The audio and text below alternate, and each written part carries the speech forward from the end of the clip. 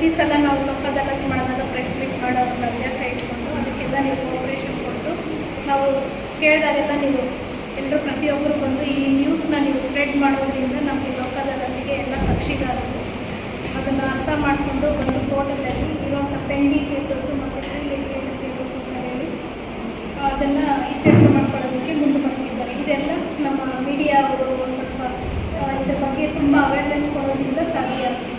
ಪ್ರತಿ ವರ್ಷವೂ ನಾವು ತಿಂಗಳಿಗೆ ಅಂದರೆ 4 ತಿಂಗಳಿಗೊಮ್ಮೆ ನಾವು ಲೋಕ ಅದಾಲತ್ ಮಾಡ್ತೀವಿ.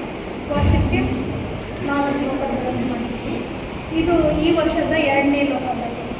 ಈ ವರ್ಷದ 2ನೇ ಲೋಕ ಅದಾಲತ್ ದಿನಾಂಕ 11/7/2026 ಡೇಟ್ ಫಿಕ್ಸ್ ಆಗಿದೆ. ರಾಷ್ಟ್ರೀಯ ಲೋಕ ಅದಾಲತ್.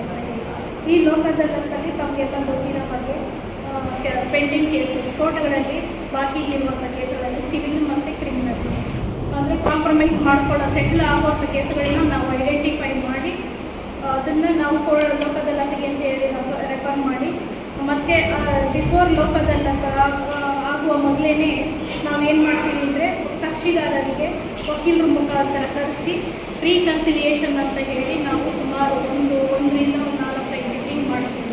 ಯಾಕೆಂದರೆ ಕೆಲವು ಕೇಸ್ಗಳಿಗೆ ಒಂದೇ ಸಿಟ್ಟಿಂಗ್ ಸಾಕು, ಕೆಲವು ಕೇಸ್ಗಳಿಗೆ 2-3 ಸಿಟ್ಟಿಂಗ್ ಬೇಕಾಗುತ್ತೆ, ಕೆಲವು ಕೇಸ್ಗಳಿಗೆ ಹೆಚ್ಚಿಗೆ ಬೇಕಾಗುತ್ತೆ. ಇದೀಗೇನು ಅಂದರೆ ಕಾರಣ ಆ ಕೇಸ್ಗಳಲ್ಲಿ ಪಾರ್ಟಿಗಳಿಗೆ ಹೆಚ್ಚಿಗೆ ಇರೋದ್ರಿಂದ ಅವ್ರನ್ನೆಲ್ಲ ಮನವೊಲಿಸಬೇಕಂದ್ರೆ ಸ್ವಲ್ಪ ಟೈಮ್ ತಗೊಳುತ್ತೆ. ಹಾಗಾಗಿ ನಾವು 11/7 ಅಂದರೆ ಜುಲೈ 11ಕ್ಕೆ ಇರೋ ಸೆಕೆಂಡ್ ಸ್ಯಾಟರ್ಡೆ ಇರೋ ಕೇಸ್ಗಳಿಗೆ ನಾವು ಈಗಲಿಂದನೇ ತಯಾರಿ ಮಾಡ್ಕೊಳ್ಳೋಂಥ ಒಂದು ಎಲ್ಲ ಕೋರ್ಟ್ಗಳಲ್ಲಿ ತಯಾರಿ ಮಾಡ್ಕೊಳ್ತಾ ಇದ್ದೀವಿ. ಪೆಂಡಿಂಗ್ ಇದೆ ಅದು ಅಲ್ಲೂ ಕಾಂಪ್ರಮೈಸ್ ಮಾಡ್ಕೊಳ್ಳೋ ಸೆಟಲ್ ಮಾಡ್ಕೊಳ್ಳೋ ಚಾನ್ಸಸ್ಸು ಮತ್ತು ಅಂಥ ಕೇಸ್ಗಳಿದೆ ಅಂತ ಐಡೆಂಟಿಫೈ ಮಾಡಿ ಮಾನ್ಯ ಸುಪ್ರೀಂ ಕೋರ್ಟವರು ಈಗ ಹೊಸದಾಗಿ ಸ್ಪೆಷಲ್ ಲೋಕ ಅದಾಲತ್ ಅಂತೇಳಿ ಆಗಸ್ಟ್ 21, 22, 23 ಅಂತ ಹೇಳಿ ಡೇಟ್ 3 ದಿನ ಫಿಕ್ಸ್ ಮಾಡ್ಕೊಂಡಿದ್ದಾರೆ. ಸೊ ಆ ಡೇಟ್ಗಳಲ್ಲಿ ನಾವೇನು ಮಾಡಬೇಕು ಅಂದರೆ ಅದು ಇನ್ನು ಆಗಸ್ಟಲ್ಲಿದೆ. ಈಗ ಮಾನ್ಯ ಸುಪ್ರೀಂ ಕೋರ್ಟ್ ಅವರು ಅವ್ರದ್ದು ಕೋರ್ಟ್ಗಳಲ್ಲಿ ಪೆಂಡಿಂಗ್ ಇರೋಂಥ ಕೇಸಸ್ ಇದು ಥ್ರೂ ಔಟ್ ಕಂಟ್ರಿ ಹೋಗುತ್ತೆ. ಅಂದರೆ ನಾವು ಇಂಡಿಯಾದಲ್ಲಿ ಎಲ್ಲ ಕೋರ್ಟ್ಗಳನ್ನು ಹೋಗುತ್ತೆ, ಸ್ಟೇಟಿಗೆ ಕಳಿಸ್ಬಿಡ್ತಾರೆ. ಈಗ ನಮಗೆ ಕರ್ನಾಟಕ ನಮ್ಮ ಹೈಕೋರ್ಟಿಗೆ ಕಳಿಸಿದ್ದಾರೆ ಇಂಥ ಕೇಸ್ ಇದೆ. ಸೊ ಅವ್ರು ಕಳಿಸಿದಾಗ ಅದು ಹೈಕೋರ್ಟ್ ನಂಬರ್ ರೆಫರೆನ್ಸ್ ಇರುತ್ತೆ.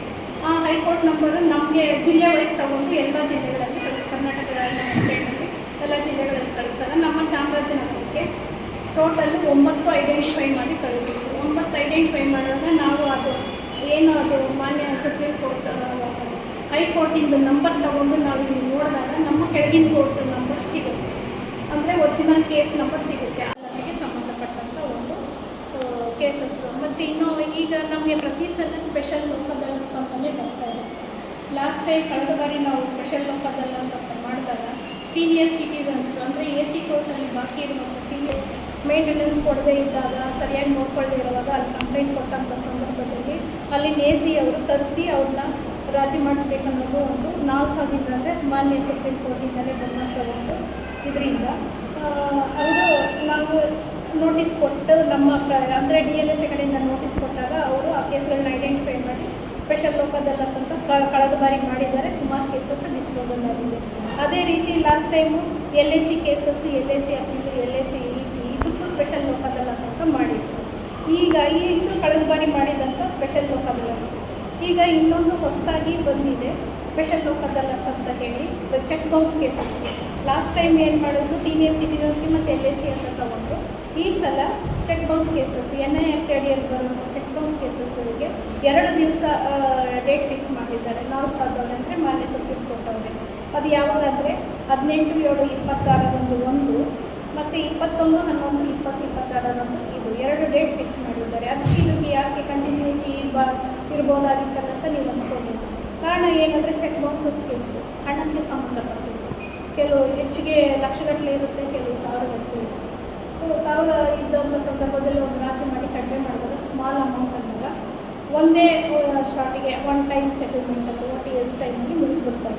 ಬಟ್ ಅಮೌಂಟ್ ಜಾಸ್ತಿ ಇದ್ದಾಗ ಅವ್ರಿಗೆ ನಾವು ಸ್ವಲ್ಪ ಇನ್ಸ್ಟಾಲ್ಮೆಂಟ್ ಥರ ಕೊಡ್ತೀವಿ. 2-3 ಇನ್ಸ್ಟಾಲ್ಮೆಂಟಲ್ಲಿ ಕಟ್ಕೊಂಡು ಹೋದಾಗ ಅದು ಮುಗಿಯುತ್ತೆ. ಸೊ